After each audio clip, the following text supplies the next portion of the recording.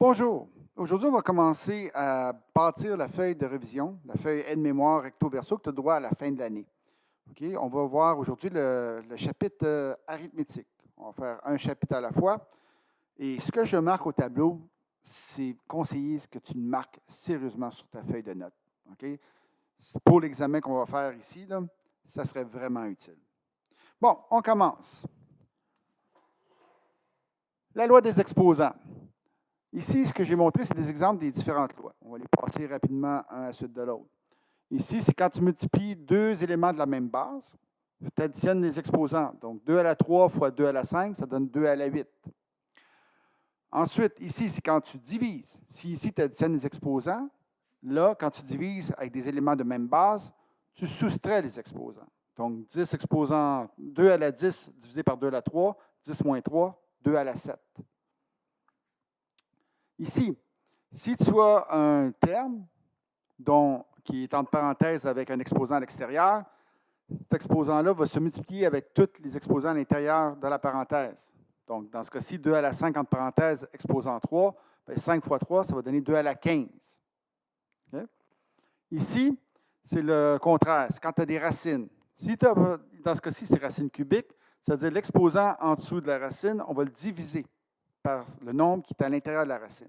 Donc, 12 divisé par 3 va donner 4. S'il n'y a pas de nombre ici, ça veut dire par défaut, c'est 2. OK? Donc, on divise par 2. Sinon, on divise toujours par le nombre qui est là dans le crochet. Ici, si c'est 1 sur, autrement dit, si ton terme est au dénominateur, vu qu'on déteste les fractions, on va essayer de les mettre au numérateur. Mais en faisant ça, quand tu changes de niveau, le signe change. Donc, si tu es au dénominateur et tu es positif, comme dans ce cas-ci, 2 à la 4 devient 2 à la moins 4. S'il était négatif, 2 à la moins 5, mettons, ça serait de 2 à la plus 5 que ça donnerait ici. OK? Là, à date, ça marche tout pour les éléments de la même base. Ici, c'est qu'est-ce qui arrive quand les bases sont différentes. OK? Pour cette règle-là, on fait un changement de base. Donc, si tu regardes, 8 exposant 5, en réalité, 8, si tu regardes le beau petit tableau ici, c'est l'équivalent de 2 exposant 3. Donc, on change en 2 exposant 3 et après ça, on utilise la loi numéro 3, 3 fois 5, 15. Tout seul comme ça n'a pas de sens de faire ça. Mais quand on va faire dans l'exemple ici en haut, OK, qu'on va faire tantôt, vous allez apercevoir soudainement que changer de base, ça a un sens. OK? Parce qu'à ce moment-là, on peut mettre ça vraiment du même terme puis on peut simplifier. La règle ici, c'est qu'est-ce qui arrive si vraiment les bases sont totalement différentes, mais les exposants sont pareils. Ben, à ce moment-là, tu ne t'occupes pas des exposants, tu les laisses exactement pareil. Donc, 4, 4, ça reste 4. OK? Mais dans ce cas-ci, tu t'occupes des bases. Donc, tu multiplies 2 fois 3, 6. S'il y avait une division, on diviserait les bases. Mais on laisserait tout le temps les exposants pareils. OK? Ça, c'est uniquement s'ils ont les mêmes exposants. S'ils n'ont pas les mêmes exposants ou si leur base ne peut pas changer, tu ne touches pas. Tu laisses ça tel quel. Huitième règle, c'est un 2 en 1 en réalité.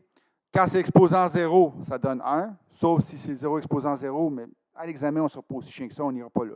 OK? Mais n'importe quoi exposant 0 donne 1. OK?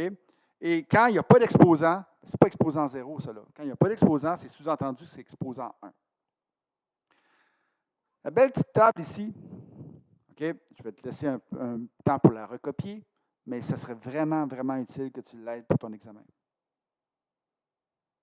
Fais pause, recopie, puis on repart pour le prochain exemple.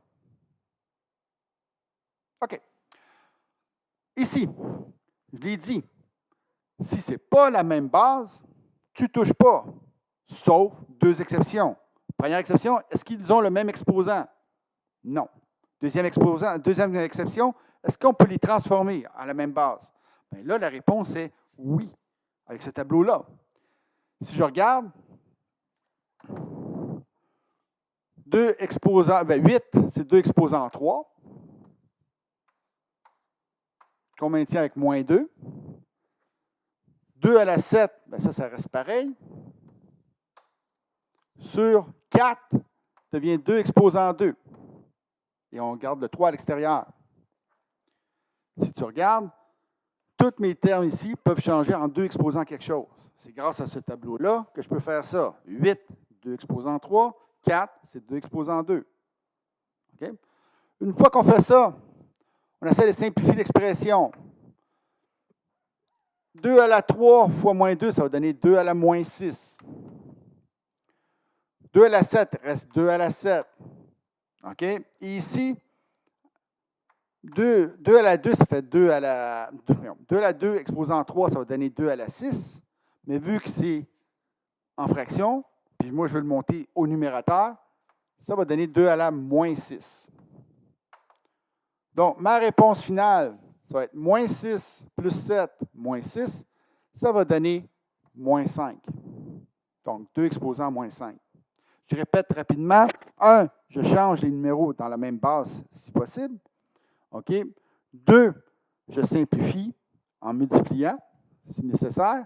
Et en fin de compte, je me débarrasse aussi de ma fraction en la mettant au numérateur puis en changeant le signe de l'exposant en faisant ça. Et finalement, vu que c'est toutes des multiplications, j'additionne les exposants ensemble et j'ai écrit le résultat.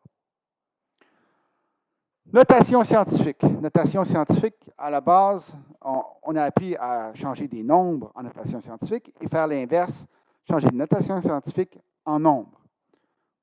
On va faire 4 exemples de ça. Ces exemples-là, je suggère fortement que vous soyez dans votre feuille de notes aussi. Donc, 8, 153 000, ça donne quoi en notation scientifique? Bien, premièrement, notation scientifique, tu as le droit à un chiffre avant la virgule et maximum 2 chiffres après.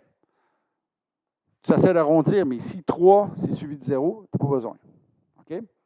Ensuite, pour trouver le reste, on écrit tout le temps x 10, parce que la notation scientifique, c'est base 10. Et après ça, tu comptes le nombre de chiffres qui séparent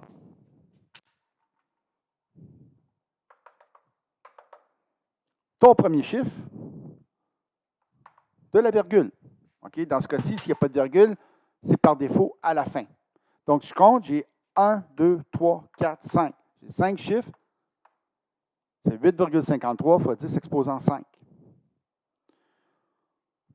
Ici, quand ça commence par 0, premièrement, encore une fois, premier chiffre significatif avant la virgule, maximum 2 après. Dans ce cas-ci, il y en a juste un, on laisse ça comme ça. Fois 10. Si ça commence par 0, c'est l'exposant négatif.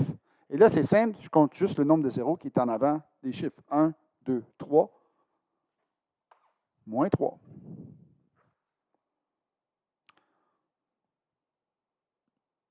Ici, on a une notation scientifique, on veut changer ça en nombre.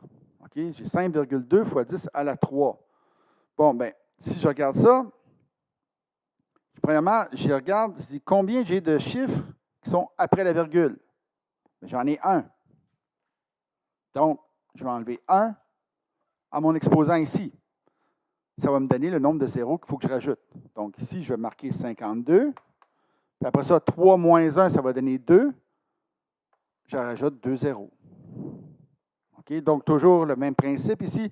Je regarde mon exposant, je regarde le nombre de chiffres après la virgule. Je prends mon exposant moins le nombre de chiffres après la virgule. Ça va me donner le nombre de zéros qu'il faut que je rajoute à la fin. Ici, beaucoup plus simple. Je marque mon 6,43.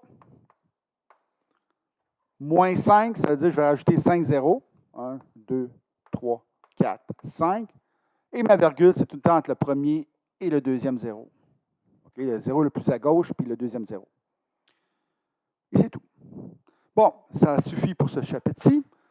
Vous prenez ça en note. Je suggère maximum, un quart de page à un tiers de page d'un côté. OK? Vraiment, là, je rentrais ça à peu près là-dedans. Là. OK? Mettons un quart de page. Comme ça, le prochain chapitre avec les polynômes, vous allez prendre un autre quart de page. Bon, mais à la prochaine. Bonne chance.